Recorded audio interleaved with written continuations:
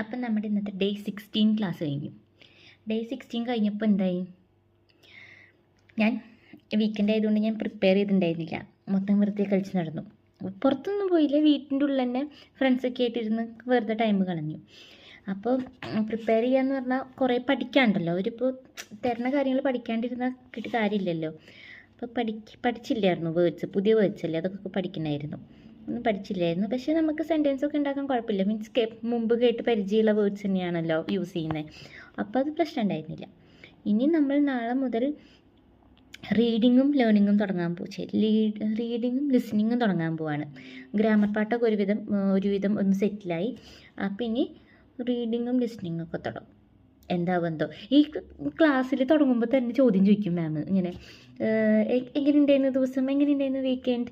അതൊക്കെ ഭയങ്കര ബുദ്ധിമുട്ടാണ്. നമ്മളപ്പോൾ തന്നെ സ്പോട്ടിലിങ്ങനെ പറയണമല്ലോ, ഇങ്ങനെയായിരുന്നു. അത് ഭയങ്കര ബുദ്ധിമുട്ടായി തോന്നിയായിരുന്നു. ഇന്ന് പക്ഷേ എനിക്കധികം പ്രശ്നം ഉണ്ടായിരുന്നില്ല, ഞാൻ രക്ഷപ്പെട്ടു. എൻ്റെ ഒപ്പമുള്ള ചേട്ടൻ ഒരു ട്രിപ്പ് പോയൊക്കെ ആയിരുന്നു. അപ്പോൾ ആ ട്രിപ്പിനെ കുറിച്ചിട്ട് ചേട്ടനെ ചോദിച്ചിട്ട് കുറേ ചേട്ടനെ വെള്ളം കുടിപ്പിച്ചു. പാവം കുട്ടി. ആ ചേട്ടൻ ഇല്ലാത്ത സമയത്ത് എന്നോട് ഇങ്ങനെ വെതറിനൊക്കെ കുറിച്ച് ചോദിച്ചിട്ട് എന്നെയും ബുദ്ധിമുട്ടിച്ചായിരുന്നു. പക്ഷേ നമ്മൾ പഠിക്കാനാണല്ലോ, അതുകൊണ്ട് പിന്നെ ഒന്നും പറയാൻ പറ്റത്തില്ല. അപ്പോൾ അങ്ങനെ ഇനി എന്താ ക്ലാസ് ഉണ്ട്. ഇന്ന് ആകെ ഒരു ക്ലാസ് ഉള്ളൂ, ഗൈനക്കോളജി മാത്രമേ ഉള്ളൂ. അപ്പോൾ വലിയ ഇതൊന്നുമില്ല. ഇന്ന് പ്രാക്ടിക്കലില്ല, എക്സ്ട്രാ മാത്രമേ ഉള്ളൂ. പ്രാക്ടിക്കൽ ഞങ്ങൾക്ക് ഫ്രൈഡേ വരുന്നത്.